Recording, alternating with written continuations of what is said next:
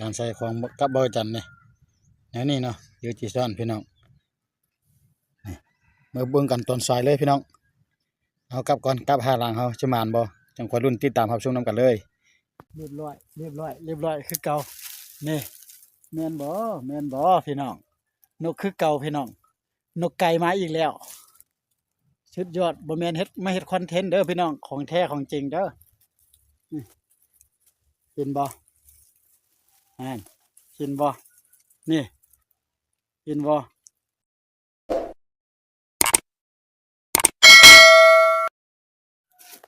สบายดีพ่อแม่พี่น้องที่เข้ามาติดตามรับชมรับเบิ่งพี่น้องวันนี้จะมาใส่กับให้พี่น้องเบิ่งพี่น้องเลยจะมาลองกับที่ของเบาจันเฮ็ดเนาะนี่กับนกบ่แม่นมาสร้างคอนเทนต์เด้อพี่น้องเฮ็ดจริงๆเด้อพี่น้องนี่กับเมื่อวานเบาจันแปลงอันนั้นนี่แปลงใหม่เนาะกับเก็บได้แปลงใหม่เอามา5หลังจะใส่อยู่ทางหลังนี่ว่า5หลังนี่เนี่ยว่าจะถึกหรือบ่ถึกลองกับให้พี่น้องเบิ่งเด้อนี่ตัวนี้น่ะสลักเก่านี่ตัวสลักเก่าเด้ออันนี้เนี่ยมา อันน่ะแนะนำให้พี่น้องเบิ่งซื่อๆเนาะอันนี้สลักเก่าตัวนี้เป็นสลักเบาจันเฮ็ดใหม่เมื่อสลักกับสลักตัวอันน่ะอยู่กับดักหนูนี่แหละแต่ว่าเปลี่ยนหมดเนาะตัวนี้นะ5หลังว่าสิมานหรือบ่ว่าจะได้บ่จังค่อยลุ้นติดตามเบิ่งเจ้ากันบอนไซก็บ่หลายดอกเอามาแต่5หลังอย่างเดียวแต่ว่าการยามมันจะยาม2เทื่อพี่น้องแล้วก็จะยามตอนสายอันเทื่อนึงแล้วก็ยามเลิกก็ตอนแลงหั่นประมาณ4 โมง 5 โมงยามเทื่อนึงพี่น้องแต่ว่าจะมีคนมันหลักยามก่อนบ่หรือบ่ยามจังค่อยเบิ่งนํกันถ้าบ่มียามเนี่ยเบาจันว่าจะมีตัวมีแต้มมีรุ่นใส่ทางหลังนี่ชุดก้นก็มาใส่อยู่ไปใส่นํกันพี่น้อง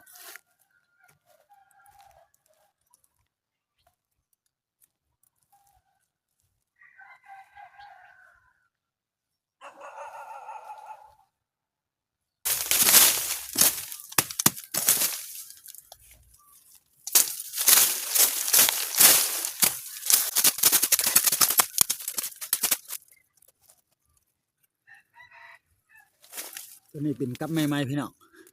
กับใหม่ๆเมื่อวานเฮ็ดเด้อหั่นลองเบิ่งสิมานบ่พี่น้องพี่น้องนี่อยู่ที่ช่องเบาจันเคยตามอยู่นั่นน่ะ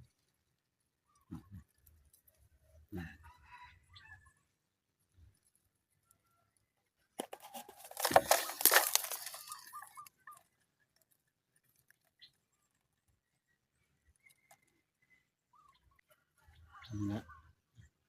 อันนี้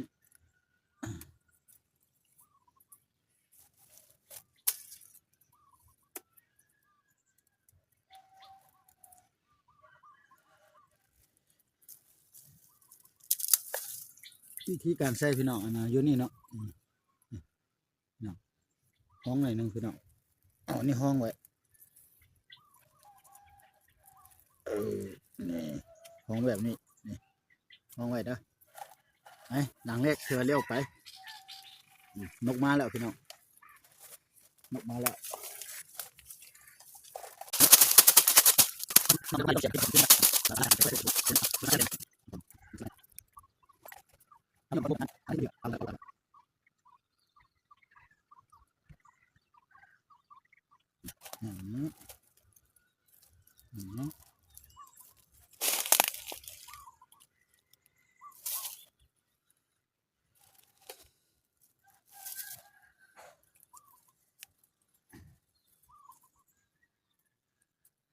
มัดพุกเชือกไว้พี่น้องท่านตัวใหญ่ถือยามันไปโอเคไปใส่หลังที่3น้ำกัน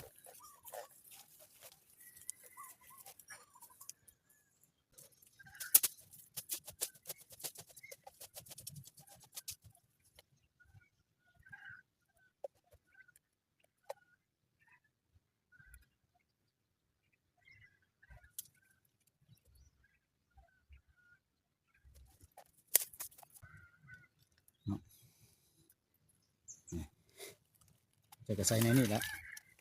ใส่ในนี่เด้อแบบนี้เอาเชือกผูกไว้แบบนี้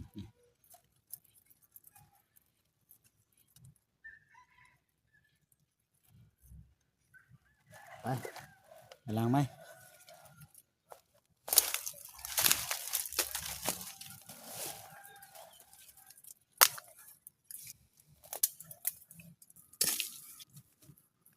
เนาะอันนี้เป็นล้างชุดท้ายพี่น้องเนี่ย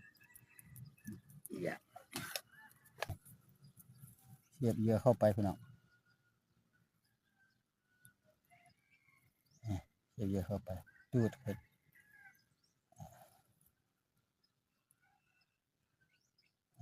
ใส่เหยื่อดูดขึ้นบาดเนี่ยนี่จะช้อนอยู่ละนี่บาดเนี่ยนะ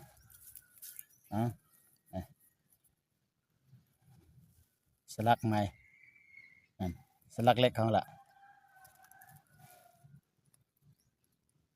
ครับอยู่ปั๊บเลยใส่นี่บาดนี่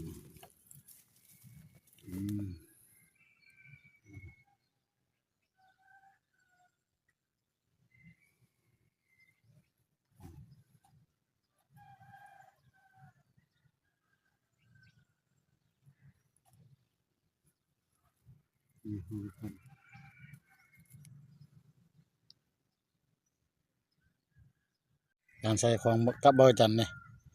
นี่เนาะอยู่ที่ซ่อนพี่น้องเมื่อเบิ่งกันตอนซอยเลยพี่น้องเอากลับก่อนกลับหาหลังเขาจะมานบ่จังคอยรุ่นติดตามรับชมนำกันเลยสบายดีพี่น้องตอนนี้ได้เวลาออกมาเบิ่งกับนกเด้อพี่น้องเลยมื้อเช้าใส่ไว้5หลังป่ากับเบาจันเฮ็ดให้จะหมานหรือบ่หมานก็มาเบิ่งกับเบาจันเบิ่งบ่ใส่หลาย5หลังพี่น้องไปมารุ่นเบิ่งพี่น้องกำลังยางออกมาเดี๋ยวนี้นะแล้วก็ว่าจันจะใส่ตัวอีกเด้อคันว่ามันบ่ถือกันนะก็เบิ่งน้ำกันพี่น้องอาจสิมานบ่หรือบ่มานกันเพื่อนติดตามรับชมน้ำกันเลยพี่น้องไปเบิ่งหลังแล้วตอนนี้ได้เวลา12 โมงปลายละเดี๋ยวนี้นะเบิ่งหลังแล้วกันเด้อนี่สถานที่อยู่ป่าลันบ่โอ้น้องยังบ่ลันเด้ยังอยู่บอลันพี่น้องบอลันกับบอลันพี่น้องนกอยู่นี่ที่อยู่ไปเบิ้งหลังโตหลังไม่โตพี่น้องหลังนี่บอลันห้าหลังโตมีลันอยู่หรอกหลังหนึ่งนะเบิ้งหลังนี่ลันบ่โอ้ลันคิดบ่ลันเยอะหลังนี่นะโอ้บอลันพี่น้องยังอยู่คือเก่าคิดว่าลันตากแดดอยู่เด้อหลังที่2กับบอลันนี่เยื่อก็ยังมีพี่น้องไหนพี่น้องบอลันไปเบิ้งหลังที่3บอลันพี่น้องขันลันกับบนเรือละ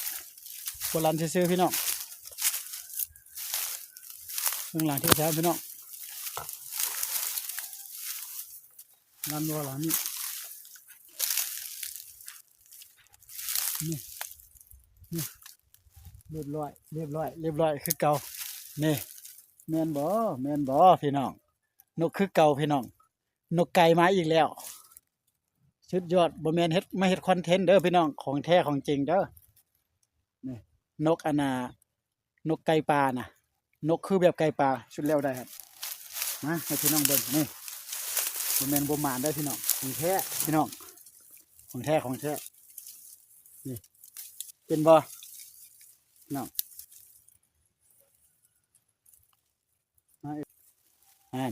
เห็นบ่นี่เห็นบ่ได้ผลพี่น้องท่าแลนแล้วก็ได้ผลนี่พี่น้องเอ้ยคือเดี๋ยวเนาะเอาเบิ่งน้ำกันพี่น้องนี่พี่น้องได้ลาบคือเก่าได้ปิ้งคือเก่าพี่น้องนี่เห็นบ่สุดยอดพี่น้องโอ้ยนี่เต็มได้แห้งหมานลานลางเดียวนี่ก็ปั๊บบาดเดียวเลยมักซิบพี่น้องจะว่าเบาจันเอาไม่ใช่คอนเทนต์เรามาใส่เอาโบแมนเด้อพี่น้องเด้อเอานกยูเฮือนเรามาใส่โบแมนนกยูเฮือนเบาจันเตงเมื่อเราพี่น้องครัวเมื่อเราเนี่ยเบาจันมาลงกับดักลายหลักของเบาจันเมื่อวานเห็ดเนี่ยสุดยอดเนาะไปมันมี2หลังได้พาพี่น้องไปเบิ้งพี่น้องนั่นจะลานอีกบ่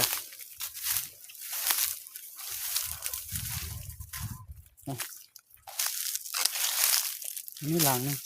นี่โอ้โบราณแบบพี่น้องโอ้หลังนี่ลัน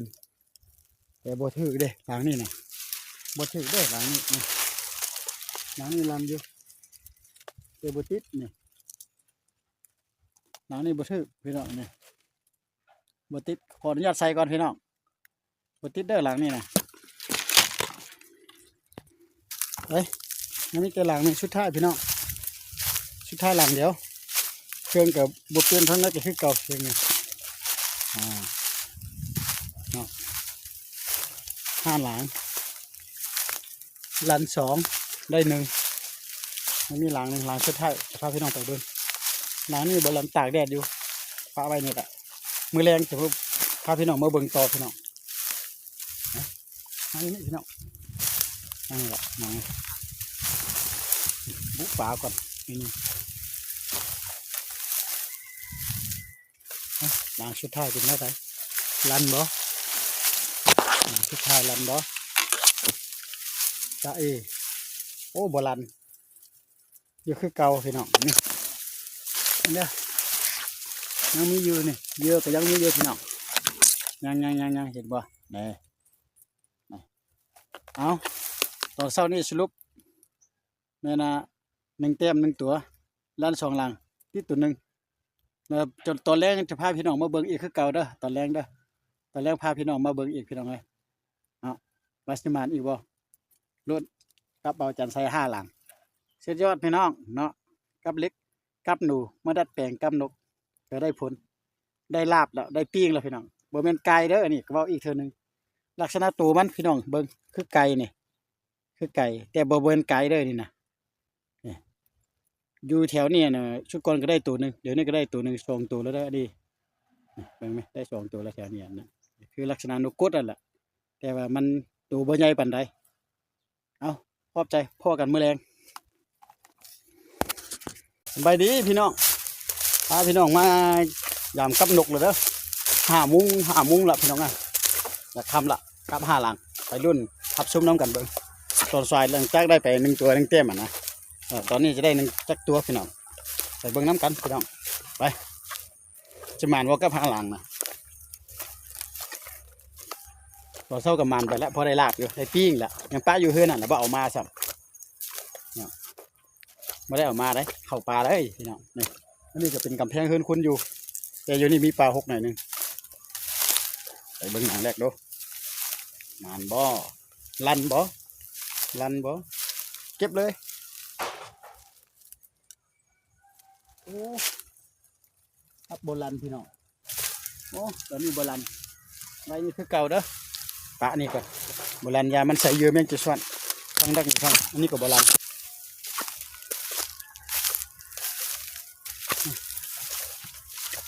พี่น้องนะนี่ก็โบราณพี่น้องมันโบราณซื่อๆปะไว้ละปะไว้